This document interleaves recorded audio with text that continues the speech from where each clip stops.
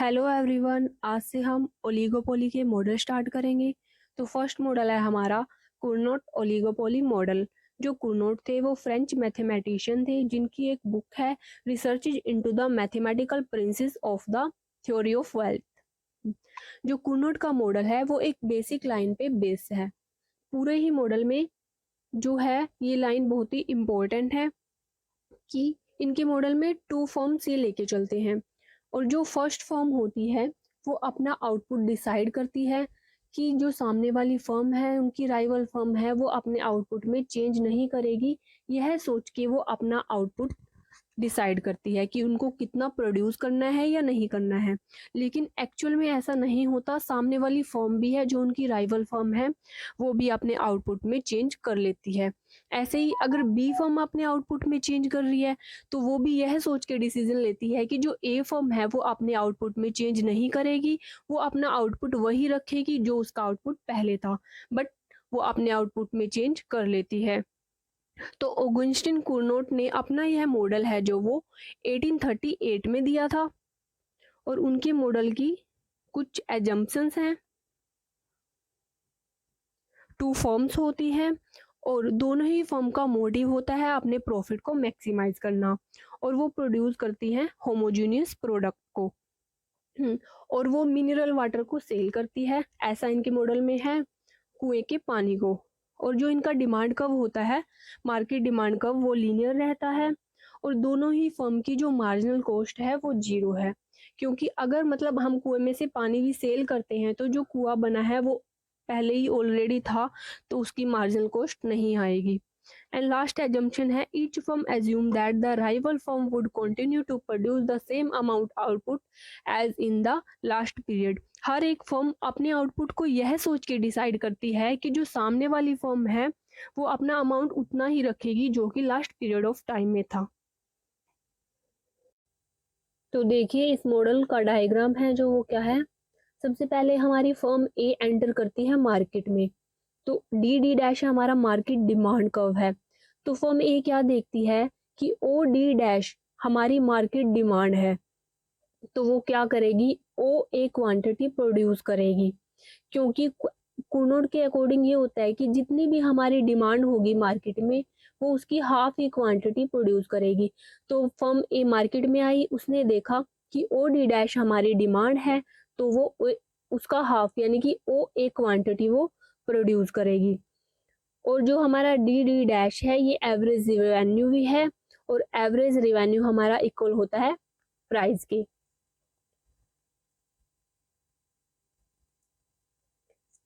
तो यहाँ से हम इस लाइन को ऊपर की तरफ लेके जाएंगे। यहाँ पे हमारे प्राइस डिसाइड होंगे। फर्म ए मार्केट में आया, उसने देखा ओ डी डैश हमारी डिमांड है, ओ ओ ए वो क्वांटिटी प्रोड्यूस करेगी, और इसके लिए जो प्राइस डिसाइड करेंगी ओ पी उसके प्राइस डिसाइड होंगे। अब फर्म बी मार्केट में एंटर करेगी। फर्म बी देखेगी कि ओ ए ने इतनी क्वांटिटी प्रोड्यूस कर ली है, तो अब मार्केट में जो बाकी डिमांड है ए डी वन बची है, तो इतनी डिमांड बची है मार्केट में, तो वो भी इसका हाफ प्रोड्यूस करेगी। तो firm B A B produce करेगी, उसके प्राइस डिसाइड होंगे। इस लाइन को हम ऊपर की तरफ लेके जाएंगे। तो यहाँ से जो है हमारे P1 प्राइस होंगे। A B firm B produce करेगी एट OP1 प्राइस पर, और बी पॉइंट पर जो फर्म बी है वो इक्विलिब्रियम में है, क्योंकि यहाँ पे मार्जिनल रेवेन्यू कर्व इक्वल है मार्जिनल कॉस्ट के। एक्स एक्सिस पे हमारा मार्जिनल कॉस्ट कर्व है, क्योंकि मार्जिनल कॉस्ट जीरो है तो ये एक्स एक्सिस पे होगा। ऐसे ही फर्म ए का इक्विलिब्रियम पॉइंट भी ये है, यहाँ पे मार्जिनल रेवेन्यू इक्वल है मार्जिनल कॉस्ट के। जो फर्म बी है वो ए डी डैश का हाफ प्रोड्यूस कर रही है। अगर हम ओ डी डैश की बात करें तो उसका वो 1/4 पार्ट प्रोड्यूस कर रही है। तो देखिए ये हमारा इस तरह से निकल के आएगा।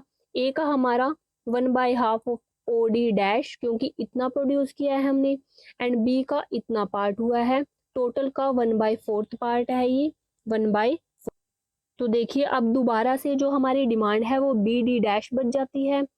तो अब फर्म ए दोबारा से मार्केट में आएगी, वो यह सोचेगी कि जो फर्म बी है वो ए बी प्रोड्यूस कर रही है, अब वो इसको चेंज नहीं करेगी, तो अब वो इस डिमांड के अकॉर्डिंग अपना जो है आउटपुट चेंज करेगी, इसका हाफ वो प्रोड्यूस करेगी। तो देखिए ये हमारी फर्स्ट स्टेज थी। एंड देन सेकंड स्टेज में क्या होगा, दोबारा से हमारी जो है ए फर्म मार्केट में आएगी और वो इस डिमांड का हाफ क्वांटिटी प्रोड्यूस करेगी। तो हम कैसे निकालेंगे, 1/2 ये हाफ है, किसका करेगी half produce of 1/4 OD dash का।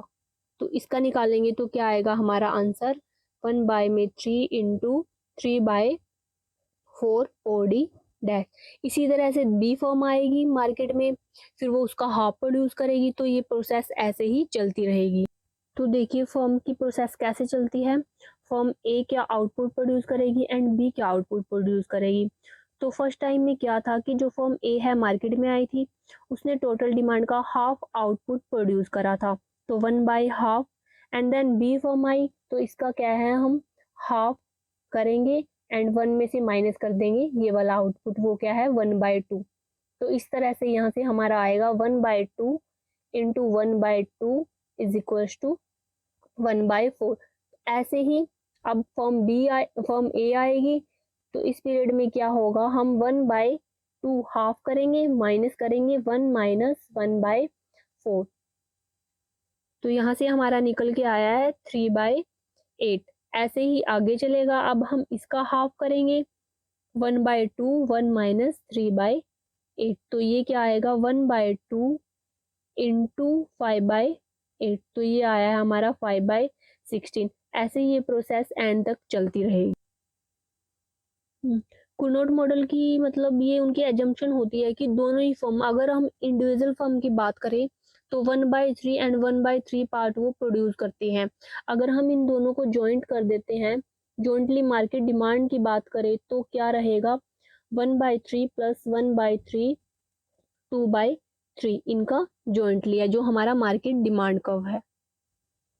कुर्नोट मॉडल के 3 और इम्पोर्टेंट पॉइंट है कि यहाँ पे हमारा स्टेबल इक्विलिब्रियम होता है, ये हमारी क्लोज्ड मार्केट होती है और इसमें परफेक्ट कंपटीशन की भी एक सिचुएशन होती है। हाँ, और जो कुर्नोट का ओलिगोपोली मॉडल है उसे हम कुर्नोट ड्यूओपोली मॉडल भी बोल सकते हैं, क्योंकि स्टार्टिंग में 2 ही मार्केट लेके चलते हैं एंड बाद में आके ये इनका जनरलाइजेशन कर देते हैं कि हमें जितनी चाहे उतनी मार्केट लेके चल सकते हैं। Thank you.